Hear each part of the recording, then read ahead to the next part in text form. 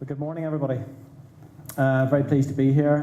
Very pleased to be shortlisted for the awards. A couple of introductions. My name is David Clark. I'm the Design and Engineering Manager for the McAvoy Group, and also responsible lately for driving forward with their innovation and their strategy for innovation.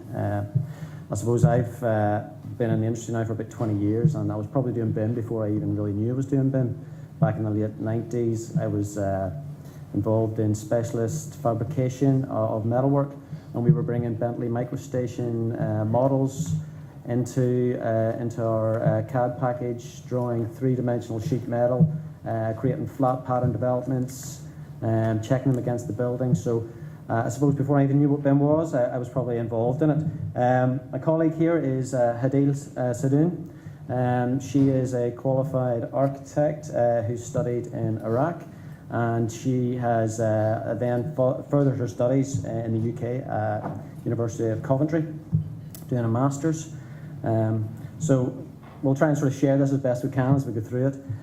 To start with, I'd really maybe like to just tell you a little bit about the McAvoy Group. We heard quite a lot about off-site construction in the last couple of presentations, which is good. We are a family-owned business, been providing off-site solutions for over 40 years now.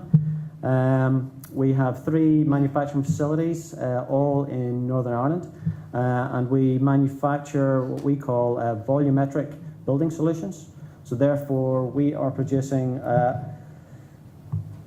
solutions, as you can see there up on the screen, which are approximately 70-75% completed in the factory, putting them onto a lorry, and delivering the whole solution across to the UK. Traditionally, I suppose, that's where we have come from. Many years ago, we were providing small, temporary style buildings. We've advanced a lot. The off-site construction industry has really moved on, and that's something that we are really trying to dispel the myth that's out there. We can provide full projects, full schools. Nothing is insurmountable. Some other projects that you can see here. So, you know, off-site is there and is growing and advancing. Some of the internal finishes that we can provide, you know, we're not restricted necessarily by height. We can provide full height solutions, as you can see. Sports halls. We work in education. We work in offices. We work across a broad spectrum of solutions, and some healthcare as well. So our BIM journey, well, back in 2007, it started quite a while ago, we brought the architectural authoring software into the business. We really saw the advantages that that brought. Back in 2012, then we brought a Tekla Structures, which allowed us to detail our steel frame, which is the sort of building block of those volumetric solutions that I was showing you earlier. Then we brought another piece of software in called MyTech Wood Engine, which would allow us to actually three-dimensionally draw our timber wall panels. And then in 2014, we decided, well, we need to take we need to have a look at this. How are we actually going to achieve what we want to achieve in respect to BIM? So we put together an implementation plan. In 2015, we sought external assistance, got a gap analysis done on the business, and really then by 2016. We were the first off-site construction company to achieve BRE certification to BIM Level 2. I think we were also the first construction company in Northern Ireland to achieve that. Did we get that through client push? No. We got it through, I suppose, the leadership in the business. They saw that BIM was just a better way to deliver our solutions. They, from the top down, pushed that upon us and allowed us to really push forward on our journey. So without the leadership pushing that on us, I suppose we probably would never have achieved what we achieved.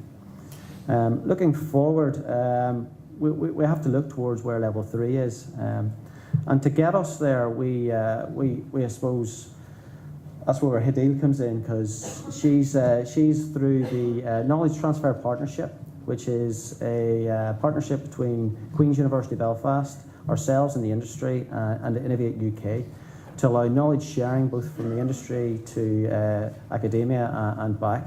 So Hadil is really here to ensure that we have a dedicated approach and taking us further forward. So I'm going to hand you over to Hadil here, who can tell you a little bit about the project. Thank you so much, David. So the Sythwood School project is a school project. It's a two-story primary school extension. We have 6 classrooms, and we built them by using 20 modular units, including McAvoy. And the client is the Surrey Council. The challenge of this project is that we had to finish the IBI stage 4 design period in only 4 weeks so that we can move on to manufacturing.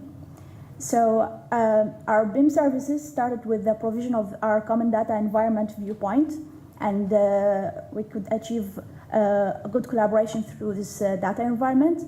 We had our clash detection software, Solibri, where we checked our models, and the file sharing format is IFC. So we are using open BIM format. We were very interested to try to collaborate with IFC so that we can share our files between ArchiCAD and Revit, because we use ArchiCAD in-house and our external architects use Revit, so we had to go through IFCs to ensure good collaboration.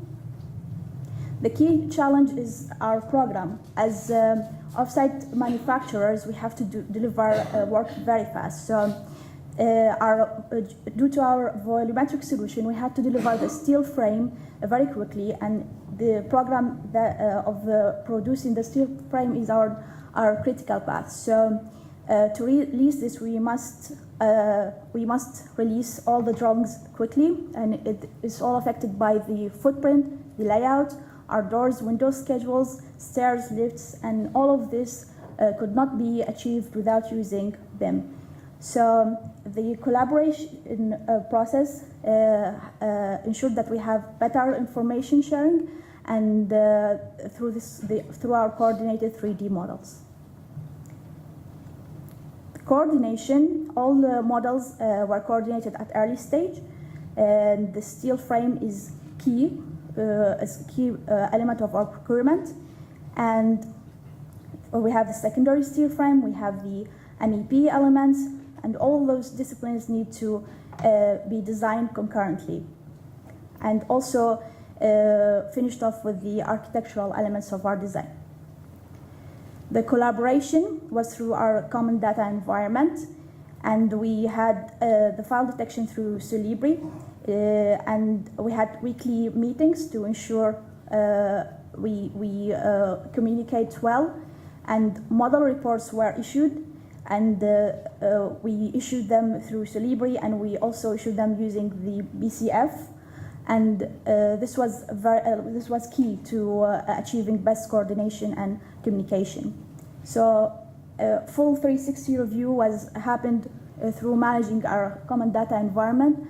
In Viewpoint, we could have the information ready and available and viewable, and we had it on the master information delivery plan.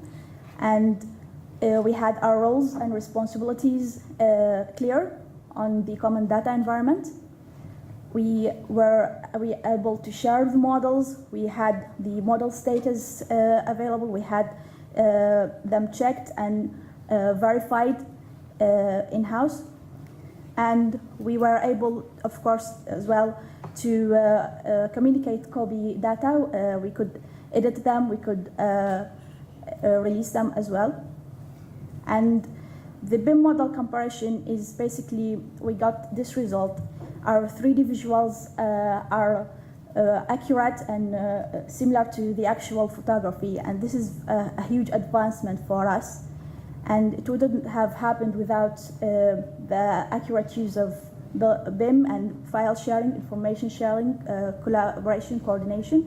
And we are very happy of the results that we have right now. And can I hand it over back to David to talk about the key learnings? Thank you, Adele. So, a few key learnings. I suppose we'd like to say a lot more, but we've got a short space of time. So, technology, I think, has already been mentioned this morning, and it's advancing at an exponential rate.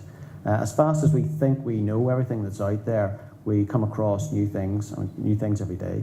One of those things I'll just mention was the BCF file format that we talked about there. I haven't heard anybody else mention that this morning, but we've seen that as it's almost a game changer for us. You know, we're working in Open BIM, we're working on IFCs. It doesn't really matter to us what software is being used, but it matters to us how we collaborate and how we communicate that to the design team. We work in a world of spreadsheets and lists and reports, and really designers don't work that way. They work in their software, we work in the models. Whenever we produce that BCF file format, we're able to send that out to them, and through a third-party plugin in whatever software they're using, they can pull that report straight into their authoring software. They're dealing with the issues in their authoring software. It's critical to us because we don't see that designers work too well with lists. Second one is model review and interrogation is absolutely key. We set the BIM execution plans, we set the information plans, we tell people what we want and when we want it, but we should not just expect that we will get perfect models and they will be all coordinated. It's our job to actually drive that collaboration and review that. You know, have the best tool available to you to really interrogate that model and communicate those issues back to the design team. It will not just happen on its own. Reinforcement that BIM just cannot be bought out of the box. There's no silver bullet, there's no one solution that will offer you what you want. We use a wide range of software packages that we have just talked about there, and having all of those isn't enough. You might have the best software, but there's a huge investment in time and effort to actually get those to do what you want. You have to have the processes and the systems in place behind that to actually drive the process and deliver what you want. We learn every day. Every day we think we have it cracked. Every day we think we have the processes nailed down, but we'll discover something new. We'll have to go back to our processes. We'll have to rewrite it. We'll have to think about BIM again and how are we going to approach it in a better way. Through our KTP with Hadil, our links with Queen's University. I'm studying for a master's in BIM at Queen's University. We talked to Ulster University. I think David may be here. I'm not sure if he's here yet. And it's important for us that we have that knowledge transfer. We are training our own company individuals. We're training our supply chain and how we deliver BIM. But we also then need to train the new cohort of people who are coming into the industry in academia. We need to ensure that the best practices that we are delivering in industry is being fed back to the academic side and ensuring that we get the best new recruits coming into the industry who know that cutting edge of BIM. So I suppose that's where I'll leave it today. Thank you very much.